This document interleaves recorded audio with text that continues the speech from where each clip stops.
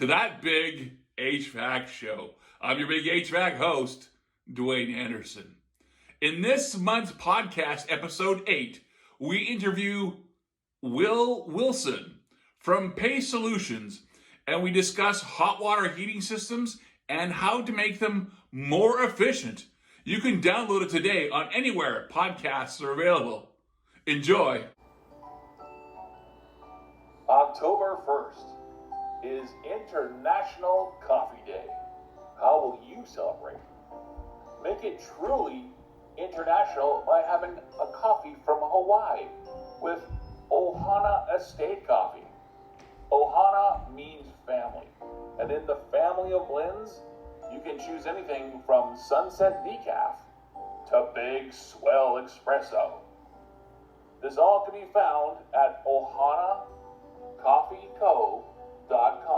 That's O-H-A-N-A, Ohana, Coffee, C-O-F-F-E-E, co.com.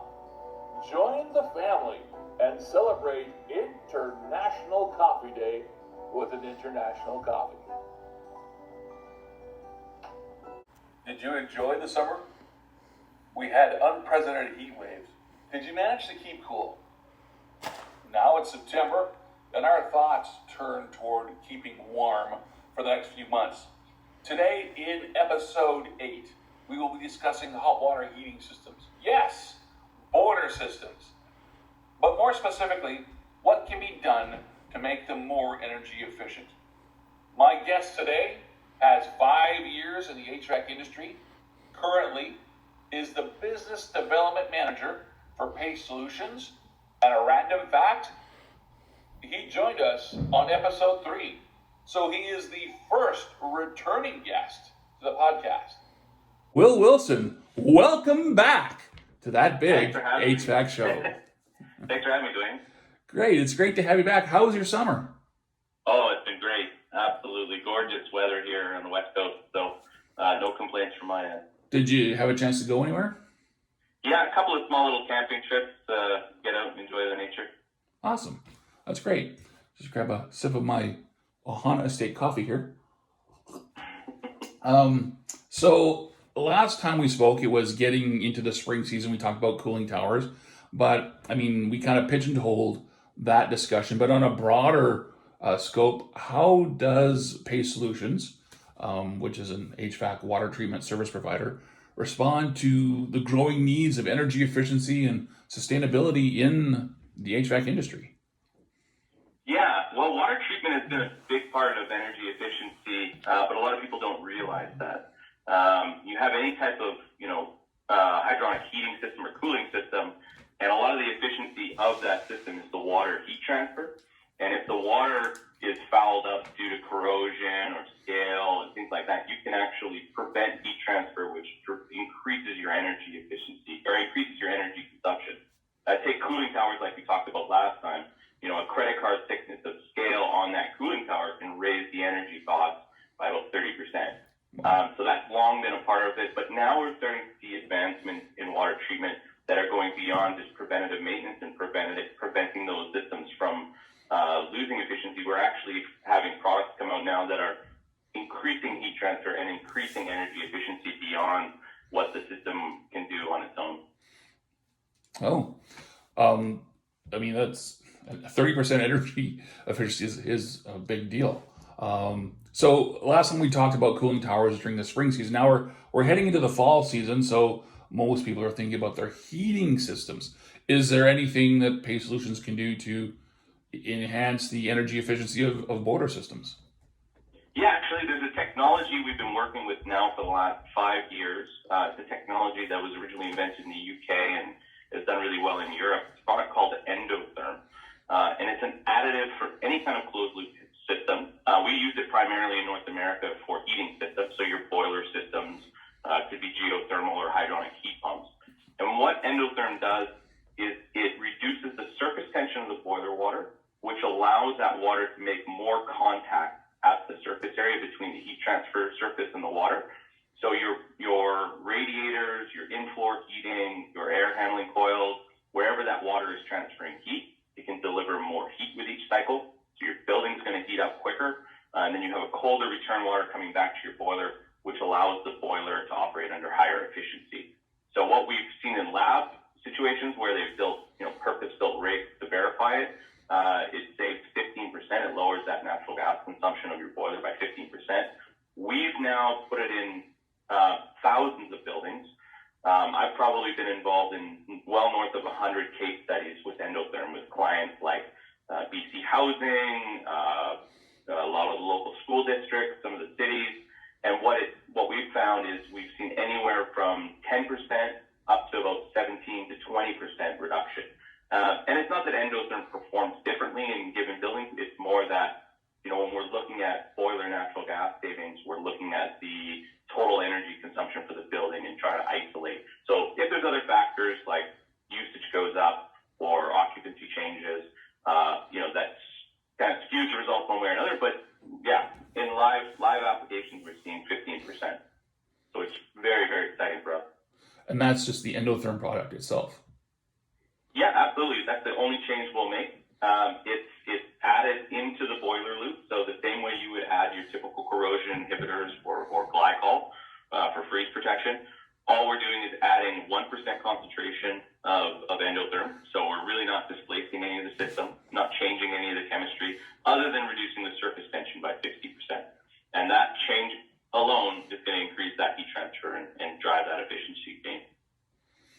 Yeah, 15% is that's significant. Compared, like when you look at energy efficiency measures, it's the closest thing to it would be like LED lighting, right? It's got a very simple payback. LED, everybody knows it's sort of accepted technology. EndoTherm is that next easy step. When you compare, the only other way to lower your natural gas in your boiler system anywhere close to that would be to spend, $100,000 plus in a commercial building replacing the boilers.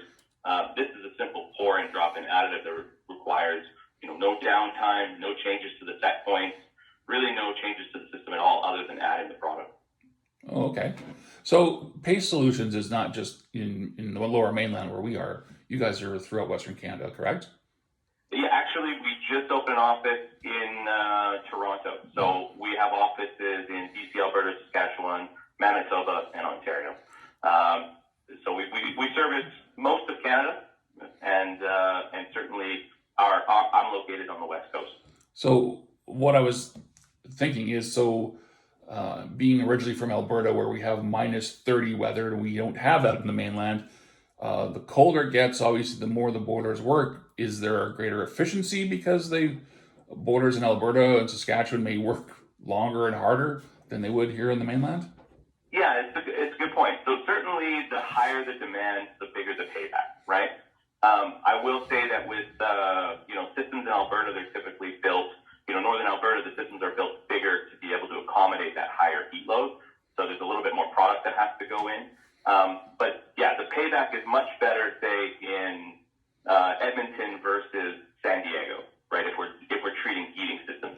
When we move south to San Diego and further south, we're primarily doing cooling systems, right, with the same technology. But that being said, Alberta has very low-cost energy compared to BC.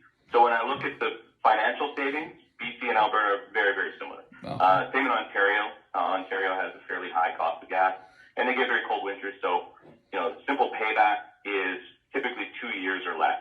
So within that first 2 heating seasons, you pay for the additive, and it'll last as long as you keep it in the system. So at least 10 years, you've got a 500% return on investment. So you say as long as you keep it in the system, is it something you need to add in every 6 months? Do you check, make sure it's in the system, or? Good question. Yeah, it depends on the system. So most systems are closed, right? Meaning they reuse that same water over and over again. And you're going to get some minor fluid losses due to, say, changing pump seals or doing boiler inspections. So most systems will lose about 5% a year. So we recommend a small top-up of EndoTherm every 3 to 5 years. The nice part is if you do lose a little bit of EndoTherm, with dilution, with water, new fresh water coming in from those leaks, it's not like the technology shuts off completely. You're just gradually increasing the surface tension and therefore gradually decreasing the heat transfer. So yeah, minor top up over the course of 5-10 years,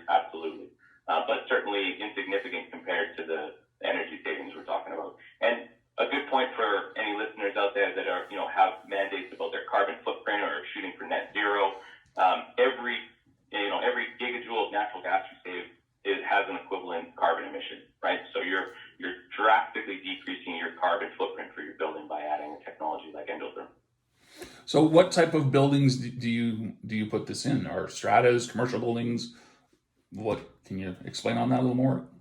Yeah, absolutely. So it's used in everything from single-family homes with hydronic heating up to very, very large commercial and industrial buildings. So pretty much you can put it in any closed-loop heating system. There is a rebate for it right now through Fortis BC. So if you're a Fortis BC customer and you have a hydronic natural gas boiler system, and it has a rebate for anybody who's non-residential. So all the commercial buildings, all the institutional buildings can get a rebate. And Fortis covers about a third of the cost of EndoTherm. So that'll drop your simple payback down to more like 1 year to a year and a half. Okay. So stratas could be using this product as well as commercial. Yeah, we run it in lots of strata buildings. The apartments are a big customer of ours for our water treatment business. Obviously, we service commercial buildings, condo buildings, whatever. So yeah, they take advantage of the technology as well. Okay. You touched on it briefly, but what's involved in the installation process? Okay. So if you're not too familiar with any kind of hydronic system, most larger systems have a little pot feeder. So they've got a pot that you can isolate and pour product in. EndoTherm is just poured into that pot and circulated into the system. So it really takes no less than an hour, or no more than an hour to get that installed. If the system is a residential tower, older building that doesn't have a pot feeder, we can either provide the pot feeder and have it installed, or we can inject it. So really, we don't have to add any equipment. We just hook up a pump and inject it directly into the system. So less than an hour, and you're off and running. And you'll notice the impacts right away. We have so many clients say, "Whoa, my boiler kicked down right away. It's never doing that. It's always running full blast all the time." So it's quite a noticeable impact. That's excellent. So if I was a property manager or a strata manager who's interested, what's the evaluation process look like in order to proceed with something like this in my building? Yeah, so what we would do is first evaluate your boiler loop. So we need to look at how big that system is, and we can base that off of the boiler BTU ratings and the pump GPM ratings and get an estimated volume for your system. And then we'll look at your natural gas history. So we like to look at least 1 year, if not 24 months of gas history. And then we can show you, okay, well, this is what it's going to cost to install, this is what your rebate's going to be, and this is what your projected payback and savings is going to be as well. So the whole process can either be done remotely. We have a form that you can fill out to send us the details. Or if you're, in a serviceable area like the Lower Mainland, we can have one of our service techs visit the building, size it up, test your water. And we're finding a lot that, especially with condo buildings, water treatment is overlooked. So we end up coming to treat them with EndoTherm only to find out that they don't have corrosion inhibitor, or they don't have flagpole in some situation, or it has been added, in a construction phase, but nobody's maintained it. So we have a program actually called the ECO program, which combines water treatment service, corrosion inhibitors, filter changes, and EndoTherm. The nice part is for stratas is we can break that out into, say, a 24-month or a 36-month contract, so there's no upfront cost. Our guys are servicing their building 2 times a year to make sure everything's in good shape, and they get that Fortis BC rebate upfront. So they get a cash check handed to them from Fortis, which basically covers the first 6 to 8 months of the program, and then after that, they're through the first heating season, and they've saved enough to pay for the rest. So it's a really simple program that Strata seems to like. They can break it down monthly. It's an easier pill to swallow. Yeah, I was going to say that definitely would help getting them started. And then once they start seeing the energy efficiencies, if that just pays for the rest of the program, it seems like a no-brainer to move ahead with it. Yeah, and we're not talking about a huge cost for EndoTherm. Most buildings range from around $1,000 to sort of $10,000 for that initial treatment. So it's not a huge outlay of cash, but certainly, if you can budget it over a longer time frame, it works well for some customers. Yes. So I find it quite interesting that you can even beforehand tell them how much they'll be saving on their by using this product. That's a fantastic selling feature. Plus the rebates, plus what they'll like I said, what they'll be saving. It just like I said, it seems exactly. like Fortis BC, before they launched the rebate, of course, they did a whole bunch of evaluation, 25 buildings through 4 different customers. It's all been, the technology is very well vetted. It really just hasn't been introduced properly to the market. So we're slowly sort of getting it out there and getting a name for it and getting people using it. But for anybody who's curious, if you do have a larger portfolio, so if you're somebody out there that's running multiple buildings, we do offer sometimes a service where we'll do a measurement and verification pilot. So we typically save that now for larger, like school districts and things like that. Right. Or if, you've got, property manager of 40 buildings, of course, let's run 4 buildings this fall, show you the savings so that you can see firsthand what you're getting into before you invest in the whole portfolio. But for one-off buildings, it's not necessary. And since we're talking about, 15% reduction in natural gas bills, it's pretty easy to see, right? It can get cloudy if you're looking at 1%, 2%, 3% savings, but at 15%, we can easily show you, that you've achieved some savings. That's just like I said, it seems like a no-brainer of a move to make. So when you have that one building or many buildings, if it pays for itself and you're enhancing the operation, the efficiencies, it just makes so much sense. Many buildings now are moving towards electrifying their boiler systems to lower emissions. So how would that impact EndoTherm? Yeah, that's a great question. Electrification is probably sort of that next wave we're going to see, right? Because it's the only way to get to net zero is to move away from fossil fuels, move away from natural gas. The nice part about, using EndoTherm or having EndoTherm installed in your system is if you switch to an electric boiler, you're still going to be using the same water to transfer the heat. The only thing that's changing is that energy source. So EndoTherm works the same. It's going to be able to deliver more heat. You're going to have a colder return water. The system is going to be able to function more efficiently, and you're going to save electricity as well. Oh, okay. So again, we're heading into heating season. Now that we've had this conversation, the podcast is out there. People will be listening to it, we hope, and they'll want to probably schedule an evaluation. So what's involved in the evaluation, and is there a cost associated with it? Yeah, so there's no cost for us to evaluate your building. If you're interested, you can look up Pace Solutions online. It's pacesolutions.com, and just reach out through the energy efficiency channel. So it's either sustainability or info@pacesolutions.com, and we'll get you the information to either fill out an evaluation form, and we can do it that way.